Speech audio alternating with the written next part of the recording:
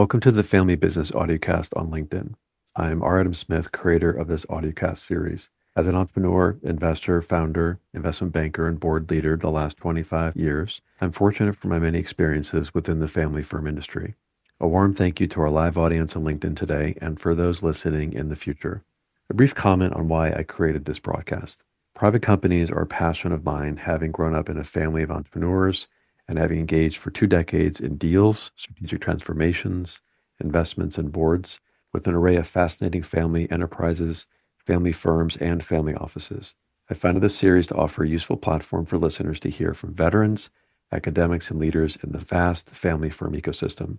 Whether you're a family business owner, building, running, or advising a family office, or just expanding your family office activities, I hope these conversations are useful and enlightening. And now it's time to turn our attention to our accomplished guests on today's episode. Today, I'm very pleased to host Shelley Forsythe. She is the Director and Family Office Lead at the Private Wealth Department of BMO. Shelley, it's wonderful to have you here today. Yeah, thank you so much for inviting me, and I'm looking forward to our conversation. Definitely. Shelley has deep experience in family governance and legacy planning on a global scale. She serves as the Director and Family Office Lead at BMO Private Wealth out of Canada, and she advises tens and tens of multi-generational families on how to build resilient governance structures that balance business priorities and wealth with family harmony. Drawing on her background in wealth planning, facilitation, and governance design, Shelley helps family offices and family enterprises navigate the complexities of succession, stewardship, and also decision-making across generations. Her work centers specifically on aligning values with strategy and empowering families to preserve both their wealth and their purpose for the long term. That's great. Purpose and wealth and legacy are core tenets to the podcast conversation. Let's start about the platform. So BMO's platform is unique in how it integrates the family office strategy with wealth management. Tell us a bit about BMO and the family office platform, and can you walk us through how you all serve individual clients, but also think about the architecture of the family enterprise and the planning and legacy side of it. Great. Well, basically, BMO was founded in 1817. We've served clients and families for over 200 years. It actually started in Canada and expanded into the US through acquisitions, and we're now the 8th largest bank in North America. We use slightly different service offerings and models in Canada and the US based on the size, the needs, and the complexity of the family or the enterprise. Usually you have the lead relationship manager that will create teams from different business lines around the families generationally. And this is really based on the goals, the needs, the priorities, as well as the types of financial and non-financial assets. Is it just personal assets? Is there corporate entities? Are there trusts? Is there a foundation? And then, of course, the all-important human capital that can change over time in generations. I know that there's some families that we've been taking care of for decades, and even a few that are over 100 years. Family office in Canada and the US, it's a multifamily office. It's a boutique offering. It serves ultra-high net worth families and enterprises, both with foundational and also customized service platforms. And we have a lot of bench strength. There's generalists, there's specialist capabilities across capital markets, commercial banking, wealth management, and family office, which we're speaking about mainly today. That can include, banking, investment advisory, the legacy planning side that includes, wealth and specialized planning teams, trust, tax, philanthropy, family governance, as well as succession. And we serve over 700 families and family offices globally. And then we also have an external provider program where when families or family enterprises need specialized services from either niche or boutique firms, that may be where they require deeper human skill sets. Maybe there's addiction or mental health issues that need to be addressed. Art advisory would be another one, or cybersecurity. The hub and spoke system is super essential today to the family office ecosystem, as I talk about often with my clients and friends and guests here, where the needs of the larger family enterprise go beyond the liquidity and the wealth and the alts into their whole lifestyle. Maybe you want to talk a little bit more about that in terms of open versus closed architecture, maybe a bit on the alts platform, and then we'll move into governance. Yeah, I would say for myself, like alts is not my area of expertise, but we definitely have, we'll call it departments and service offerings around the alt space in general. So we do have definitely specialist capabilities in that arena. Definitely, I saw that. There's there's also the ever-present issue getting more and more kind of vast and complex between the internal and external advisors to a large family office, within BMO and actually externally in terms of the hub and spoke system you talked about, and having reach into all the elite third-party advisors in the world at such a large scale. So let's talk about how successful advisor teams provide value when they work with complex families and keeping all the strategic planning and family harmony on track. What's that balance look like internal versus external? Yeah, I would say that the most important thing is the integration and coordination, both of internal advisory teams as well as the external advisory teams that might be working within the enterprise.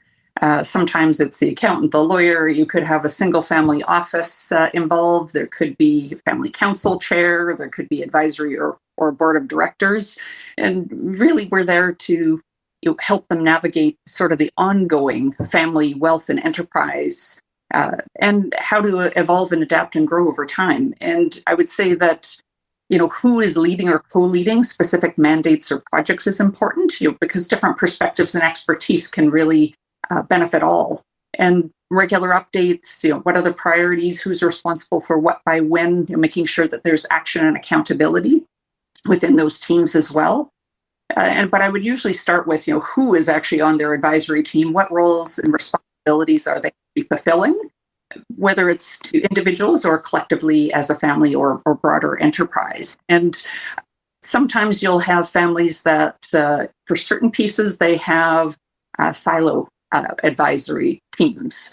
And what I mean by that is they'll go to one particular advisor to actually fulfill something in particular. Maybe it's to get their estate plan in place or put a trust in place or that type of thing. So I'm definitely more on the view of being more collaborative, making sure that everyone understands what part they're playing, but also that there is something bigger potentially.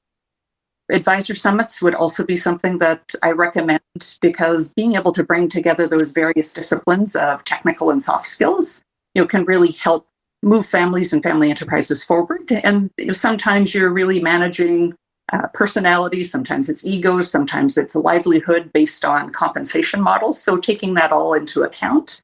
And sometimes having a team charter can be a good way to go, because you want to make sure everyone's on the same page in terms of confidentiality and conduct and being able to share information and how everyone is actually compensated.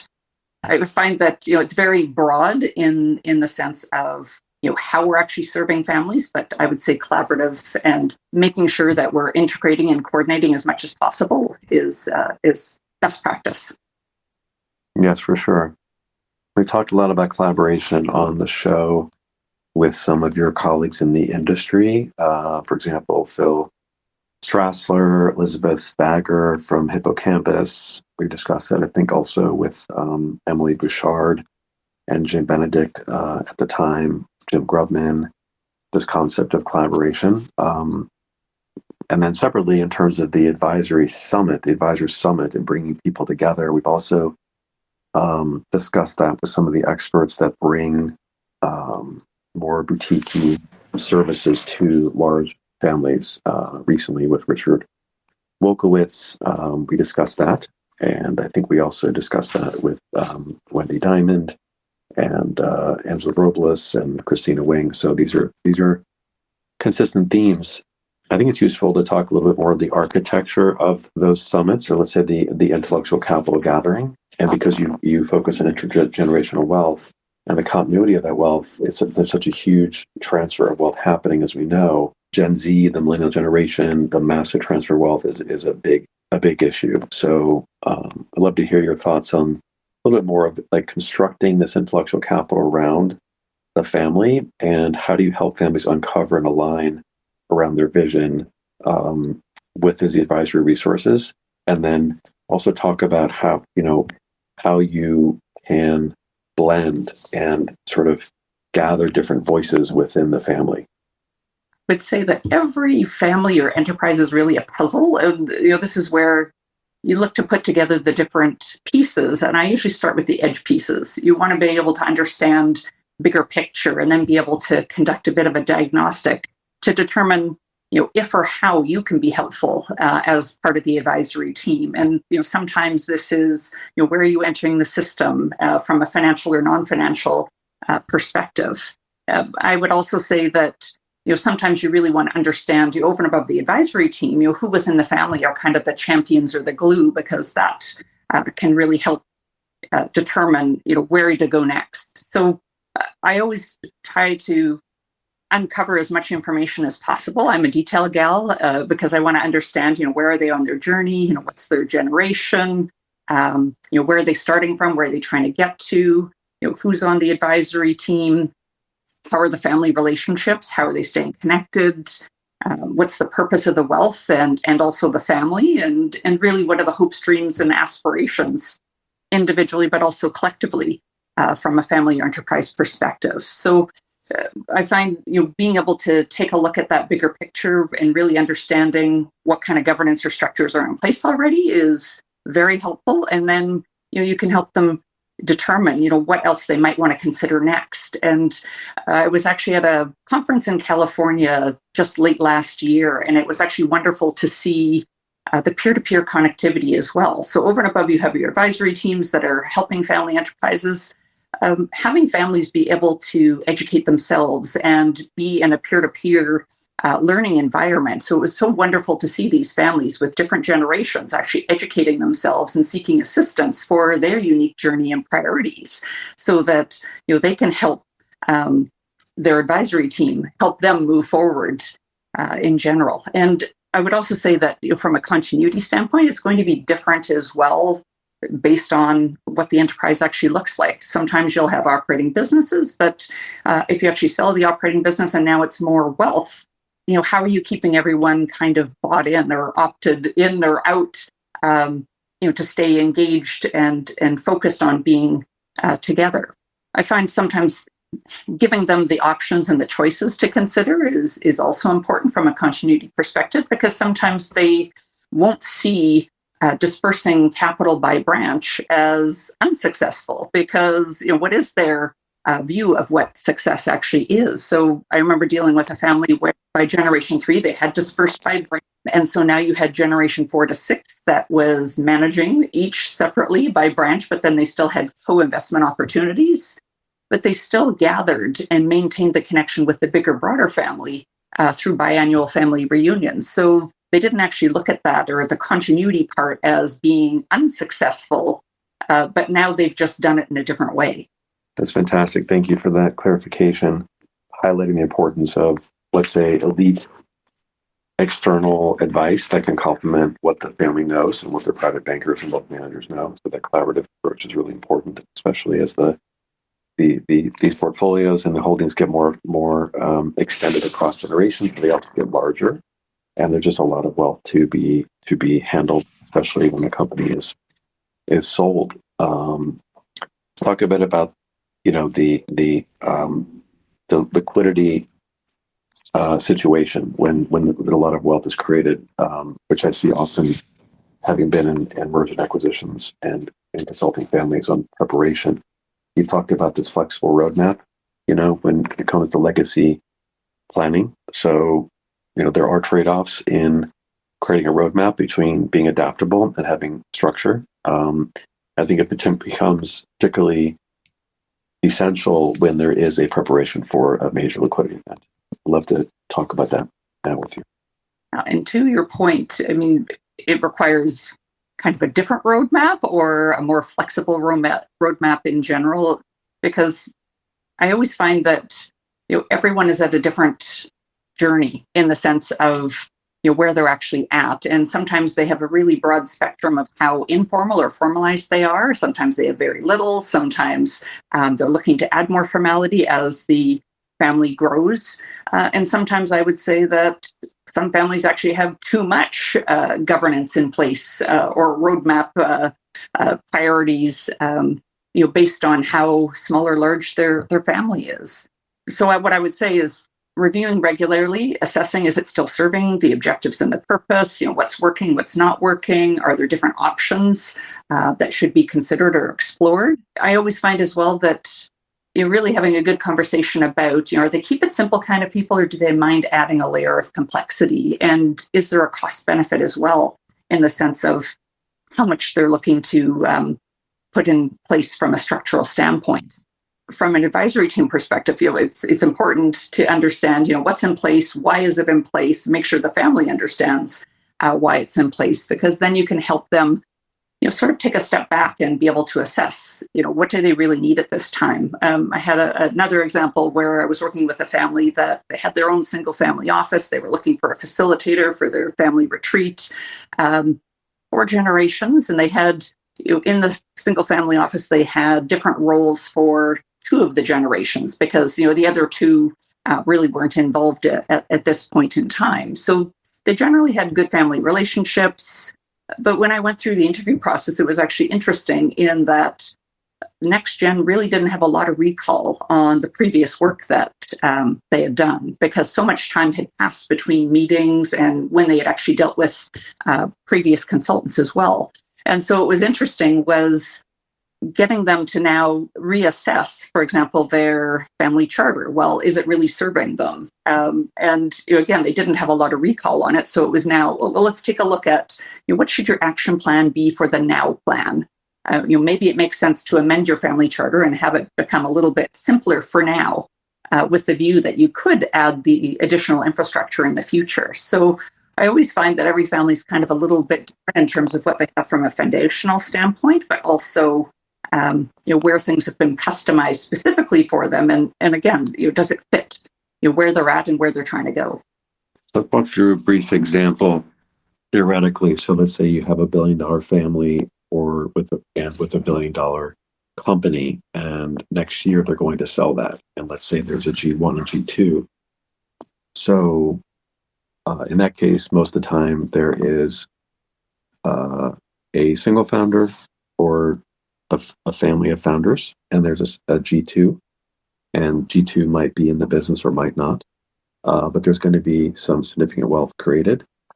That involves the lawyers, that involves the accountants, of course, investment bankers, liquidity, trust and estate, and allocation issues. And then there's also, the as you said, the charter and what's going to happen with those funds. And that also triggers, of course, the sociological and psychological elements of that event happening.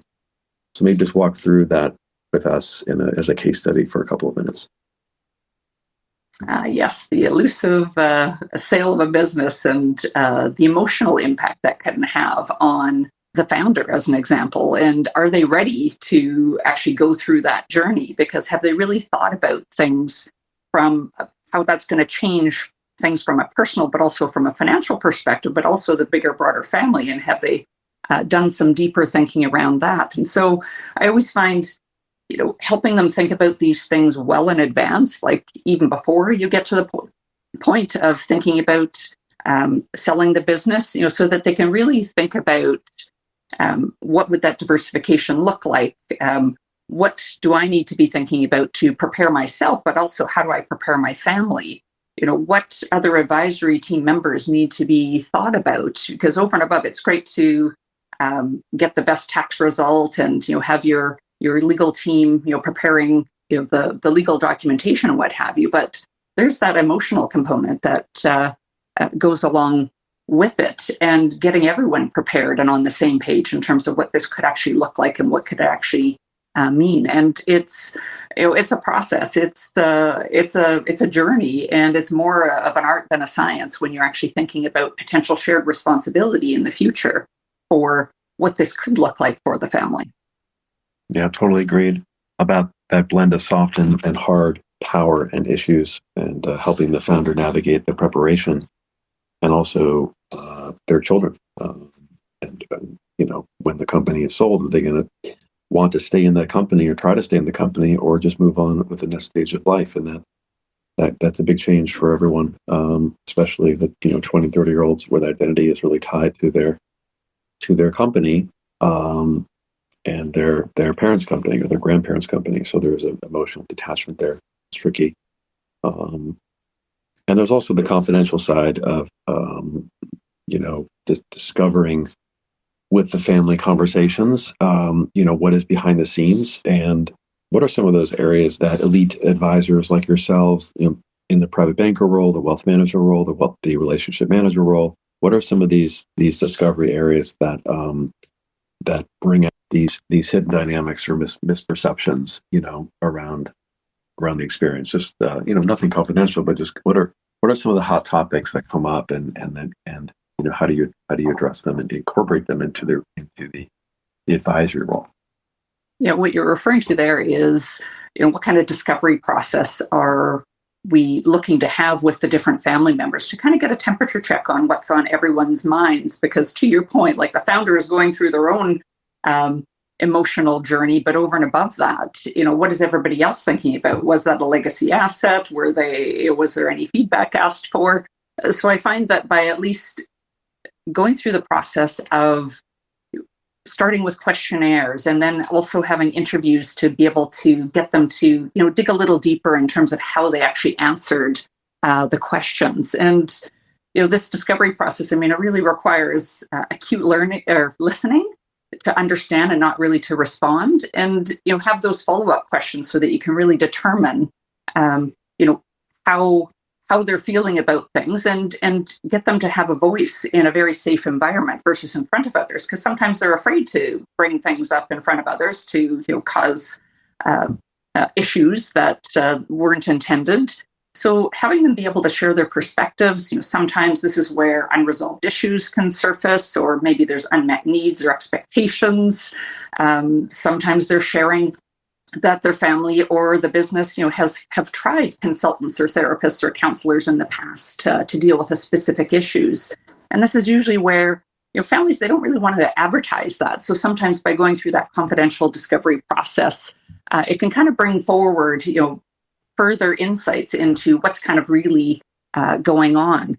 I'll give you another example of, a family that, it looked fairly straightforward on the surface from, a financial and a family background perspective. There was no operating business, so it was really just wealth at this point in time. And, the family wanted family governance. So going through that chemistry meeting, it was online to start with, to kind of understand a little bit more about what they were looking for, and, understand the purpose of the wealth, and, thinking about what were the different ways that we could look to assist. And so by going through that process, they wanted to go through the interview process, which was great. But by going through that interview process, it uncovered many unresolved issues. The family had tried family therapy in the past. There was a lot of different dynamics at play. There was addiction issues. So it was definitely more than what I was going to be able to assist with on my own. And this is where you have to be able to look to reinforcements, who could actually help them deal with some of these unresolved issues, to see what that path might look like going forward. So I find by getting curious, help them think about how to have conversations can also be an important thing to think about. And I find that there's usually an acute curiosity as well, that they want to get educated and they want to hear stories about what other families are doing, because they often don't know what they don't know. So succession is also framed as a leadership issue, not just a event issue. And you've discussed that it's equally about being aware, having emotional awareness, but also team building. Let's talk about how you help families assess and prepare successors, not just for their roles practically, but also the responsibilities that come with that growth ahead. Yeah, with succession, really, it's not a one and done conversation. It's a series of conversations, and it could actually be over years. And it really is more of a process, more of an art than a science. It's definitely a shared responsibility. There's a lot of steps in the process. that need to be sort of thought about, and being able to kind of assemble that team to co-create plans and help with that preparation. Because anytime we're looking at different roles and responsibilities, and is it management, is it ownership, what does that actually look like? Because it might require different team members being brought to the table to assist. And, if I go back to what steps might look like in the process, well, what's the vision for the future? What does the business need if there is an operating business, or what does the enterprise need? But also individually, what does everyone need? And being able to help them go through a bit of I call it a SWOT analysis, to look at strengths, weaknesses, opportunities, and threats. And I would say succession often comes up in those SWOT analyses if it's not already been identified priority. So it's important for them to be able to kind of name it, and then also be able to think about, well, what could primary and supporting roles actually look like? And when we're thinking about different generations, and let's say it's the next gen looking to kind of step up into potential roles, then what kind of mentoring and training would be involved? What kind of skill sets, what kind of mindsets, what kind of education, what kind of experience, who's going to have oversight over that process as well? So, again, it could be over a number of years. And we talked a little bit about founders as an example, and really thinking about what that next chapter looks like. Because if they poured their heart and soul into a business, that endeavor has been with them for many, many years. So it's going to take some time and adjustment. And this is where specialists can really help to really uncover a bit more about what that next chapter might look like. What could new purpose look like? And they often have to think about what their new identity or brand might kind of look like as well. So I find that it takes a village to sometimes help families progress and move forward on the various steps that might need to be taken to even think about succession, transition, what could continuity look like, but also contingency planning is often important. And you see a lot of data points there covering hundreds and hundreds of families in North America. You said top 10 depository institution in North America. It's a massive platform. So you're seeing a lot of data points. I'm curious about the next gen these days, talking about succession. Some portion of the next gen is not a fit or not equipped or doesn't want to stay in the family business. I've seen situations where the founders, the parents, want the children to stay involved and run the business, take over the business, but they may not be equipped, or they may not have the interest, or they don't want to continue to work for their parents. And of course, a sale will accelerate that issue. But just in terms of the ongoing business, what's happening out there with the next gen in those two directions? One is, how many are equipped and want to stay in the business to take it over and run, and how much are sort of transitioning out into their own lifestyles? I'm talking particularly about the mid 20-year-old to 30-year-olds, so the early Gen Z and the late millennials. Next gen can be, to your point, 20-year-olds, it could be 30-year-olds, it could be 40-year-olds, it could be 60-year-olds when we're really thinking about it. But if we are looking at sort of those younger ones in their sort of 20s and 30s, I mean, really, what are they good at? What are they passionate about? What are their strengths? Because, to your point, the family business may not be a good fit, but maybe there's other roles that they could look to be involved with. Is it philanthropy? Is there a real estate portfolio that maybe there's something different that they could be thinking about? There could be investment portfolios. So I find being able to have each individual be able to really understand what it is that they want to be doing and what they're really good at, and then helping them really carve out, is that in the business or isn't it? And could it be part of the broader enterprise, or is it something completely different? So, but they definitely want to be engaged in the process to understand if there could be opportunities. But then it's more a matter of determining what each of the entities might actually need, and could they be part of a committee, as an example? Could be an easier way, because not everybody's meant to be leaders. So I find that being able to help them get engaged in what they're really good at, empower them to find their voice, and then being really thoughtful and intentional in terms of, where everyone could actually fit as part of the broader enterprise. Thank you for that. So we'll move on to some final comments. You said yourself personally that the majority of the time, 9 times out of 10, when asked what families wish they were better at, the answer is communication. It's a massive issue. So let's talk a bit about the methods that you've seen work for families to enhance communication and, factoring in trust and vulnerability and these external advisors and breakout sessions and sort of creating the environments for conversation. What have you seen work to, let's say, move from a more demure or withdrawn state into more real dialogue? Yeah, communication really, it's a very broad term, but it is a very important aspect when we're thinking about fostering wealth transition success, so to speak. And I find that when I get questionnaires back where that's what they indicate they wish their family was better at, sometimes you're having to be able to dig in and ask some different questions to really determine what does that really mean. Is it more the concepts behind communication? Is it communication styles? Is it the strategies?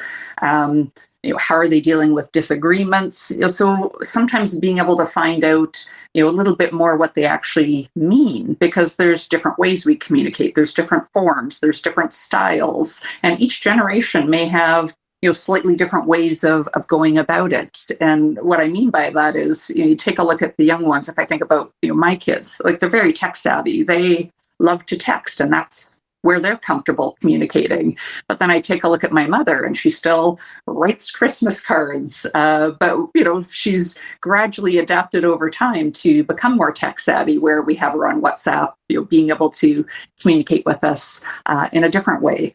But the other thing with communication too is, they want to understand, what the plan is, especially next gen. What can they do to prepare and get educated? And so being able to ask them what topics are of interest to them, or what questions do they have, so that then you can kind of bring the broader family back together to, take a look at, everyone being able to find their voice and be able to share their perspectives, and, being able to have some good quality conversations. But you usually have to start with the foundational pieces. Are they really getting along, or do they need some more assistance with going deeper in terms of really understanding how to improve their communication? And this takes practice. Like, it's not a one and done. And that would be something else I would say as well is, sometimes I see families where they've done assessments and they've gone through personality testing. But if they don't continue practicing what they kind of learned from a self-awareness perspective, but also how to engage with others, and for everyone to be able to be their best self when they're coming to these discussions and dialogues. So it's kind of an ongoing thing where you need to continue that practicing, but also, sometimes there's fears or obstacles that are preventing different generations from coming to the table. So sometimes you have to get to the root of why conversations aren't occurring, to be able to really help them move forward and create a path where everyone is going to get a bit more comfortable being uncomfortable with the different conversations. Wonderful. That's really helpful. Thank you. Okay, we're going to wrap up now. I think first it'd be interesting for people to hear your view about the Canadian market, and maybe in particular think about a large family-held business, like a family enterprise that could be public or private, that you admire out there in Canada, that have done a good job, building scale, building legacy, and involving their family as the company grows. What's one company that comes to mind in the market to you? Good question. And I guess it would depend on what sector, because I would say that in Canada, there's a lot of real estate families where, that might be kind of their mainstay, but then they've diversified into other things to be able to allow, their family to kind of expand and diversify, how they're actually managing the overall enterprise. So I don't know that I could say that there's one. There's many. But I would definitely say that there's a lot of them out there that are doing great things. They're finding ways to work towards the strengths of everyone in their family. Often they're very involved in their communities or from a charitable perspective. So, there's a lot of really great stories out there that both in Canada, but also in the US, that are really success stories where, they've taken the time to put the infrastructure in place to, look to succeed as a family moving forward. Yes, and the relationship between Canada and the US is super important and very robust, and it's important for all of us, I think, to respect and appreciate that going forward, regardless of the winds of political change. It's sort of neighboring brethren and a powerful, large country with tons of resources and a wonderful neighbor. So it's great to involve you in this conversation. And I've worked with many Canadians, both in M&A and family office, as well. I've enjoyed working with them. So it's great to have you today. I hope you enjoyed the podcast. Where would you like people to reach out to you in case they want to discuss BMO and the wealth management side? They can reach out to me on LinkedIn, and then happy to carry on the conversation. That sounds good. Hope that those interested in the conversation today and BMO and its expanding resources can reach out to Shelley. It's great to have you on the show. I'd like to thank you personally, Shelley Forsythe, joining today, as well as our guests on the Family Business Audiocast. This is Artem Smith signing off. Stay tuned for the next episode of the Family Business Audiocast on LinkedIn.